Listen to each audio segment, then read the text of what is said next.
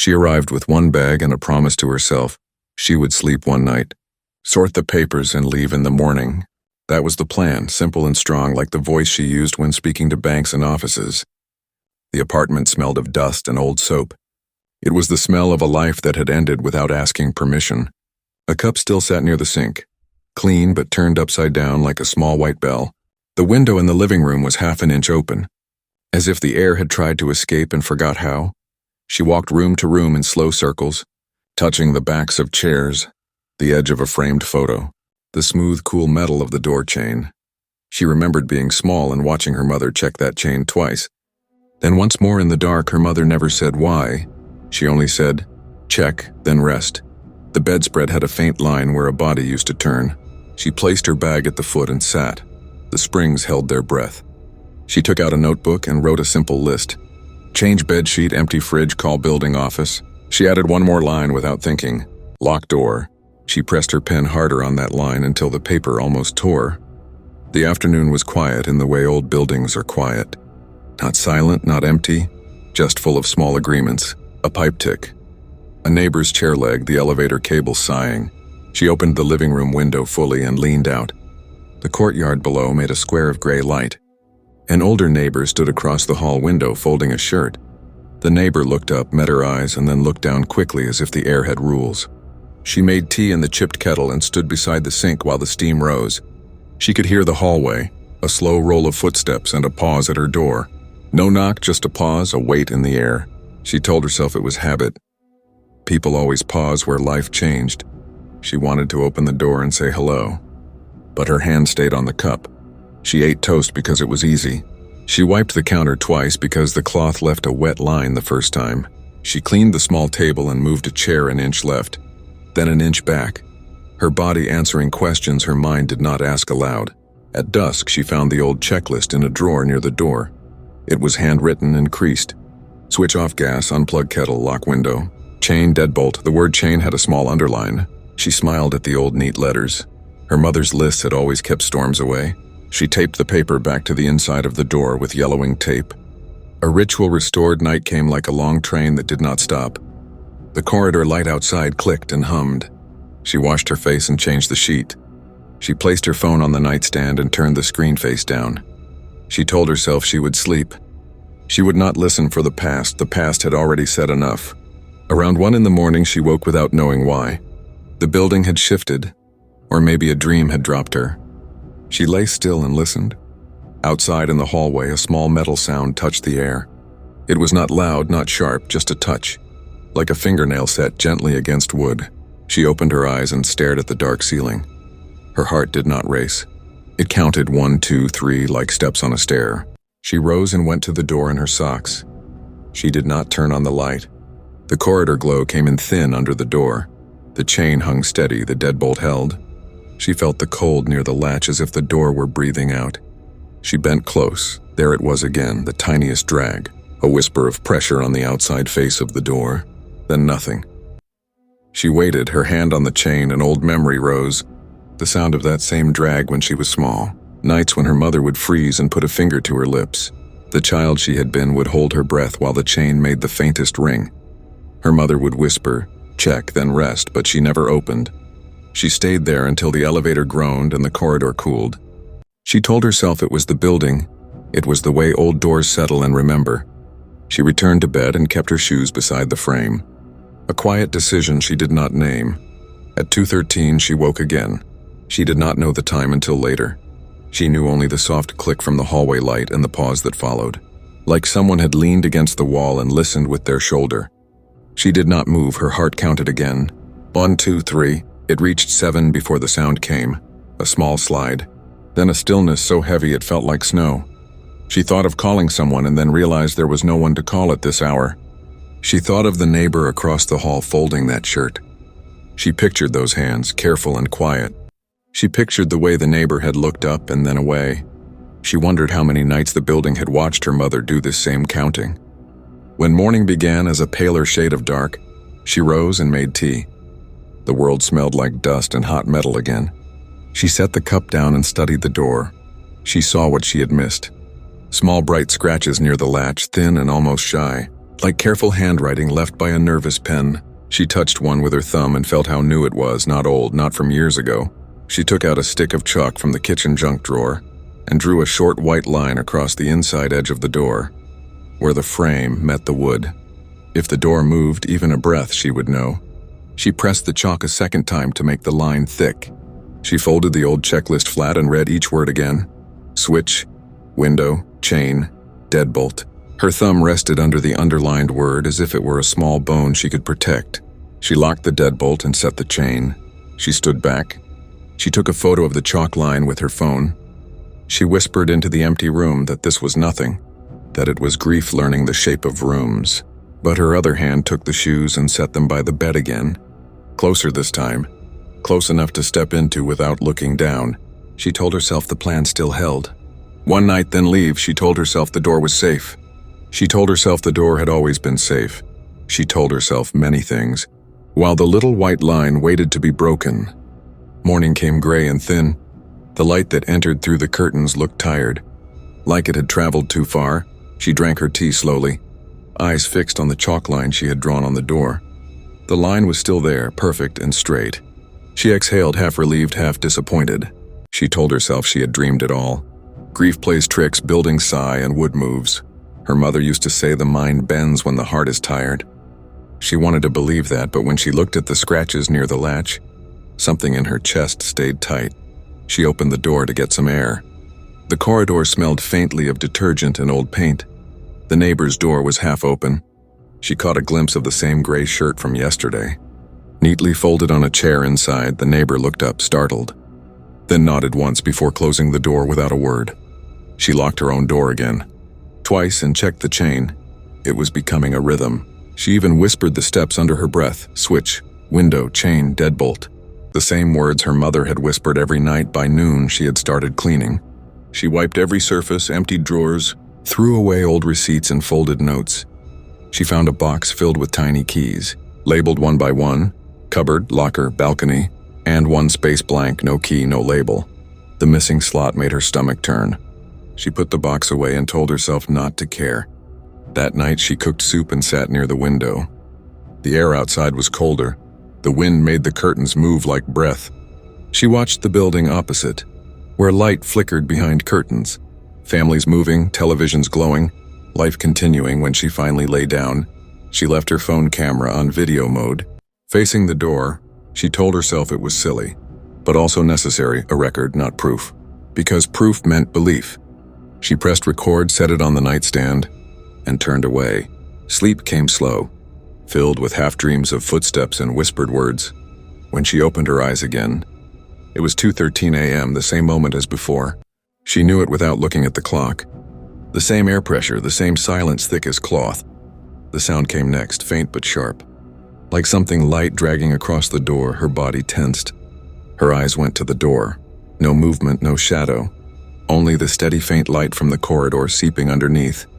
She did not get up this time. She stayed still, breathing through her nose, waiting. The sound came again. Slower now, a small scratch and then another. She whispered into the darkness, "Stop." But her own voice sounded smaller than the sound itself.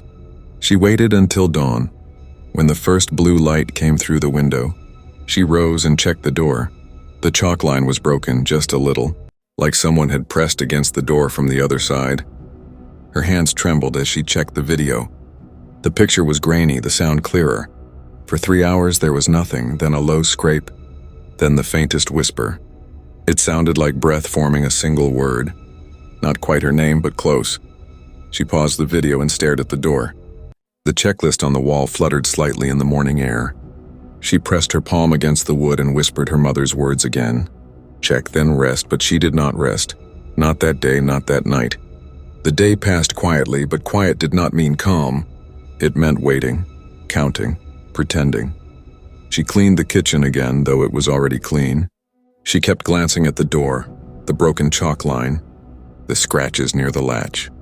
She wanted to believe it was wind, wood, anything but what it looked like.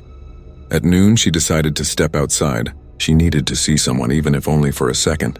The hallway smelled faintly of polish and something else, something metallic. The neighbor's door was open a few inches. She hesitated, then knocked softly, a pause, then footsteps. The door opened a little wider. The neighbor stood there, an older woman, thin, her hair tied back neatly. Her eyes were pale and tired. "Yes?" she said, voice low, careful. "I'm sorry to bother you," she began. "I'm staying in my mother's apartment. Just for a few days." The woman nodded. "Yes, I remember her, quiet lady. Always careful." There was a small silence, the kind that waits for a question. She took a breath. "Did she ever mention noises at night?" The neighbor's eyes flicked to the corridor, then back to her.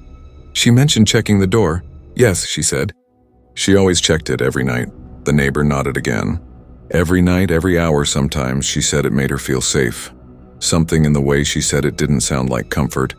It sounded like warning, before she could ask more. A sound came from another apartment. A door slamming somewhere below. The neighbor stepped back. "You should keep the chain on," she whispered, and closed the door.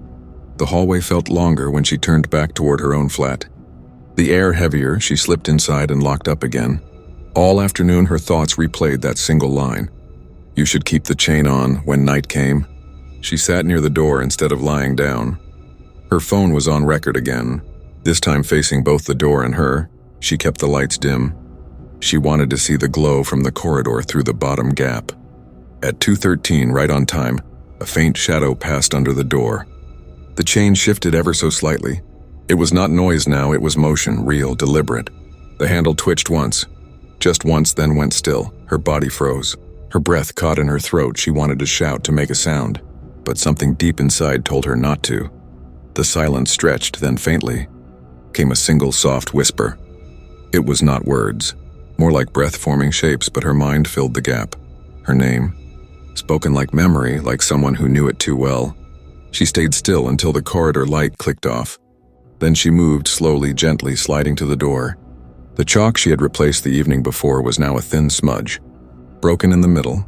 When she watched the recording in daylight, the whisper came again, clearer this time, and it was not only breath.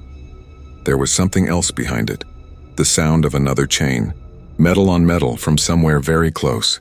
She looked toward the wall that separated her apartment from the neighbor's. For the first time, she noticed faint marks near the skirting board, old screw holes, a patched space the size of a small camera mount. Her throat felt dry. Her mother's checklist fluttered again from the door.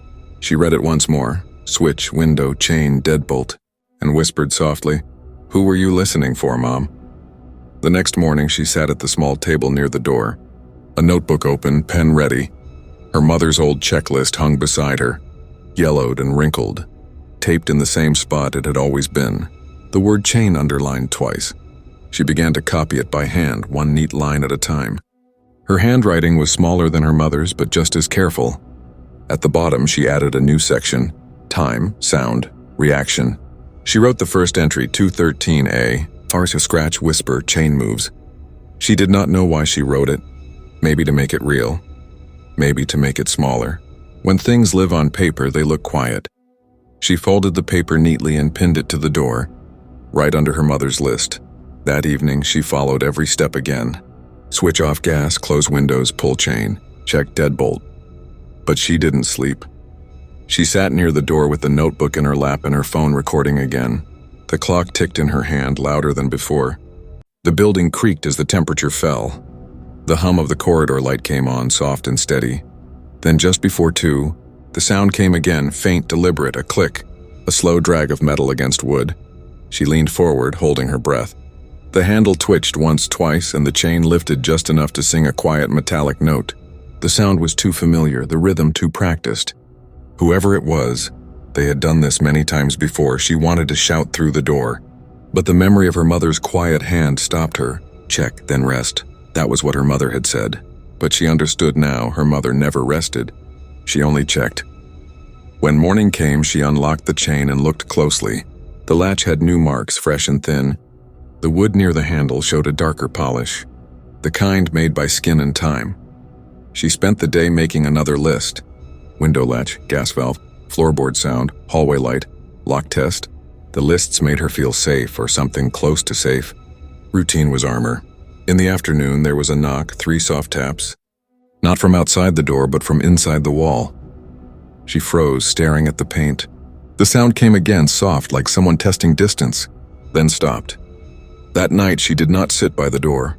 She moved to the bed but faced the hallway. The phone still recorded, the notebook open beside her. She watched the red light blink, proof of watching, proof of waiting, at 2:13, the same minute that had repeated like a scar. The chain lifted again, this time slower, as if whoever was there already knew the weight of the metal. The handle moved half a turn, stopped, and stayed there. Her heart beat hard, but she did not move. She wanted to know how long they would stand there. She counted seconds in her head, 10, 15, 20. Then a faint exhale came from the other side. A sound of patience, not fear, not surprise, just patience. She wrote the words down later. Same time, same sound, breathing heard at dawn. She went to the door again and saw the tiniest smear under the handle. Dark gray like oil. She touched it, and it smeared warm across her thumb, not dry, fresh. Her mother's checklist fluttered in the air from the open window. The paper made a small tearing sound as if trying to speak. She stared at the underlined word again. Chain. Her voice came out in a whisper. You didn't check to feel safe. You checked because you knew. The building hummed quietly around her. The sound of pipes, footsteps, wind, all blending into one tired heartbeat. She pressed her palm to the wood, then whispered like a ritual, check. Then rest, but rest would not come, not that night, not anymore. The following morning began with a sound she did not expect. Knocking, soft but steady. She froze at the table, the spoon in her tea unmoving. It was not from her door this time. It came from the neighbor's apartment across the hall. 3 knocks, a pause, then silence. She waited, hoping to hear the neighbor's voice, but none came. The hallway stayed quiet, and then the faint hum of the elevator started again. Whoever it was, they had already left. She opened her own door slowly. The corridor was empty. Her neighbor's door was closed tight, no light under it, no sound. She stepped back inside and locked everything again. She returned to cleaning, trying to fill the silence. The old cupboard beside the kitchen door had always been hard to open. It creaked like it remembered secrets. She pulled harder this time until the hinge gave way with a sigh. Inside there was a small box she hadn't seen before, wooden and lined with paper that smelled faintly of oil. Inside the box were keys, small, worn, each tagged neatly in her mother's careful handwriting. Balcony, side door, locker, and one tag that said front. But the key was missing. The slot was empty, the string cut clean. Her throat tightened. She stared at it for a long time. The box looked old, but the paper around the empty slot was new, crisp, replaced recently. She took the box to the table and stared at it under the yellow kitchen light. Her thoughts kept circling back. Someone had a key, someone could come in. Someone had come in that night. She decided not to sleep. She sat near the door again, notebook in her lap, phone camera facing the latch. She had drawn a new chalk line, thicker this time. She had even placed a thin thread of red cotton across the door frame, almost invisible. If the door moved even slightly, it would break. At 2:13, the building sighed again. The elevator clicked once far below. She held her breath. Every nerve in her body waited. The air on her skin changed. A faint chill slid under the door, then the handle moved. Slow, confident. The thread quivered, not snapped yet, but close. She could see the chain lift half an inch. Just like before, a whisper came, not her name this time. Just a breath, soft and testing. The thread broke. Her heart pounded so hard she thought it would shake the floor. She rose without thinking and shouted, "Who's there?" Her voice filled the hallway through the gap at the bottom. But no answer came, only the sound of soft, retreating steps. She opened the door halfway, chain still on. The corridor light flickered once, then went dark. She could only see the dim shape of the opposite door. The neighbor's apartment. The air smelled faintly of iron and dust. She closed the door and locked everything again, hands trembling. She leaned her forehead against the wood and whispered, "Why, Mom? Why didn't you tell me?" In the morning, she checked the video. It was clear this time. The handle moved. The chain lifted. The thread snapped, and for half a second, in the space between light and shadow, she saw a hand, thin, pale, familiar like her own. The neighbor's door never opened that day. No light, no sound. At noon, she placed the box of keys near her bed. She looked at the empty slot again, the one marked front, and realized what it meant. Someone still had the key. Someone who had been using it for years. Someone who never needed to break the door. only to test if the chain was still there. That night, she decided not to run, not to wait, but to know. She prepared the house the way her mother must have once done. Every movement calm, slow, precise. She pressed clear tape over the latch and hinge. Just thin enough to tear with the slightest touch, she tied another thread, this time white, across the lower half of the door. Invisible in the dim light, she sprinkled a light layer of flour on the mat inside, a pale dust that would show any footprint. She turned off the hallway light so the corridor would stay black. She wanted whoever came to feel safe, to think nothing had changed. By midnight, the building had gone still. The pipes clicked now and then. Someone's television hummed faintly through the walls. She sat near the door with her notebook and her phone camera recording. Her hands were steady, but her breath was slow, shallow, measured. At 1:30, she heard the elevator again. One single click stopping on her floor. She wrote it down, 1:32 a.m. Elevator stops, footsteps faint, then silence long and deep. She thought maybe she was wrong. Maybe she was waiting for nothing. But at 2:13, the air changed again, colder, heavier. A soft scrape touched the wood, then the handle turned, slow, deliberate. The tape near the hinge stretched. One edge lifting, she froze, eyes locked on the door. The thread trembled once, twice. The chain rattled softly, her heart pounded. She could see the flower move slightly, a whisper of air pushing across it. Then the chain lifted higher than before, almost a full inch. The metal sang. That small, tired ring she had heard all her childhood, she whispered.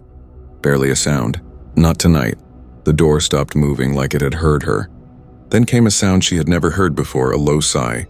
Not from beyond the door, but close, too close, as if someone's face was inches away on the other side. Breathing through the crack, she stayed still, counting heartbeats. Her throat burned from holding her breath. The sigh came again, then faded, followed by a soft scrape against the floor outside. Like shoes turning, walking away. She waited until dawn before she moved. When light touched the walls, she rose and checked everything. The thread was broken, clean, the tape torn near the latch, and the flower. She stared at it for a long time, because the pattern was unmistakable. One clear footprint, the shape of a bare heel and half a sole. No shoe, no sock, pressed lightly into the white dust. She took a picture, hands trembling so badly it blurred. She took another and another. She followed the mark to the edge of the mat where it ended, as if the person had stepped back through the door and vanished. She sat down and stared at the checklist. Her mother's handwriting had faded more since yesterday. The ink thinner, the paper curling, the underlined word chain almost rubbed away from the drafts of air. Her mind kept replaying that sigh, that quiet, slow breath. It hadn't been desperate or hurried, it had been patient. The kind of patience that learns habits, that waits for gaps in routine. She looked at the camera footage next. The sound was faint, but there. A soft push, a drag of chain, then the breath, so close it fogged the microphone, and under it, another noise and a quiet jingle of keys. Her body went still. The box, the missing key, the late-night sounds, the scratches, and they weren't random. They were routine. Someone who had always come here, who knew the locks, who had maybe once belonged here. She whispered into the empty room. Mom, you heard them too. The apartment felt smaller than before. Every wall leaning closer, every silence a kind of waiting. The daylight didn't change it. Day only made the marks easier to see. She sat near the door again, shoes already on, her phone in her hand. One final line written in her notebook, call police. Next time. She didn't sleep that morning. The light outside the window grew brighter, but it didn't bring comfort. It only showed her how pale her hands had become, how the skin near her nails trembled even when she held still. The footprint on the flower was still there. Clear and perfect, the chalk line was gone. Wiped by movement, the thread was torn, and the smell of cold metal lingered near the chain. She stared at her phone, thumb hovering over the screen. She had written call police, a next time, but now she knew there could not be a next time. The list had reached its end. At 8:30 she dialed. The operator's calm voice answered, and she heard herself speaking too quickly, too softly. Someone comes to my door every night. They have a key, please send someone. The operator asked for the address, asked her to stay inside. She hung up only after hearing the words. Officers are on their way. The waiting was worse than the night. Every sound made her flinch. The fridge motor, the elevator, the neighbors above. Each one a reminder that someone else was always moving somewhere nearby. When the knock came again, she jumped. Her breath stopped, but this time it was louder, firm, practiced. The kind of knock that means authority. She opened the door slowly, chain still on. "Police," a voice said. She unhooked the chain and let them in. 2 officers, one older, one young. Their shoes left clean prints in the flour, and for the first time in days that made her feel safe. She showed them everything, the torn tape, the broken thread, the footprint, the video. The older officer knelt near the door and touched the handle. He looked at the scratches, fresh and thin. He didn't ask if she imagined it, he knew. "Your mother ever report anything like this?" he asked. She nodded. "I think so, but I never read the papers. I just found her checklist." The younger officer stepped into the hallway. He looked up at the light fixture above her door and frowned. "Ma'am, did you know this has a lens?" She froze. "A what?" He pointed. "Here, above the bulb, there's a small pinhole. Looks like a camera." Her heart sank. The older officer climbed a chair and unscrewed the casing, pulling out a small hidden device. Black and old but still warm. A light blinked once before it died. He placed it in a plastic bag. His voice was quiet. "It's been recording." The hallway fell silent. Only the hum of the elevator remained. The young officer checked the neighbor's door. He knocked, waited, then knocked again, louder, no answer. He tried the handle. It was locked. They asked for permission and then broke it open. The apartment inside was nearly empty. No furniture except a table, no food, no clothing. The smell was of dust and metal. The windows were sealed from inside. The older officer called someone on his radio. His voice calm but serious. "We'll need a full sweep, previous tenant." "Connection to next door." She stood by her door. Gripping the frame, the world felt tilted, smaller. The officers moved quickly, speaking in short phrases she couldn't follow. An hour later, one of them returned. "Ma'am, records say your neighbor wasn't listed as a current tenant. She lived here before, moved out years ago. Your mother reported someone watching her through the peephole, but there was never enough proof." She sank onto the nearest chair. The words felt heavy and real. The older officer looked around the apartment. "You did the right thing." "It's good you called," he said. "We'll change the locks." "You shouldn't stay here tonight," she nodded, but her eyes stayed on the checklist taped to the door. The paper fluttered in the breeze from the open window. The underlined word chain had begun to fade. When they left, she stood alone again. The house smelled of dust and old tea. The chalk, the flour, the notebook, all still there. Silent proof of her waiting. She packed her bag and stood by the door. Her hand rested on the new lock the police had fitted. It clicked differently now, solid, final before leaving. She turned once more to the door, tracing the faint scratches near the latch. They were old now, harmless. Marks of someone who once knew how far the door could open. She whispered the words she had heard all her life. "Check, then rest," but this time her voice cracked. Then she added something her mother never said, and never assumed the door was locked. She stepped outside. Closing it behind her, the chain swung once, then went still.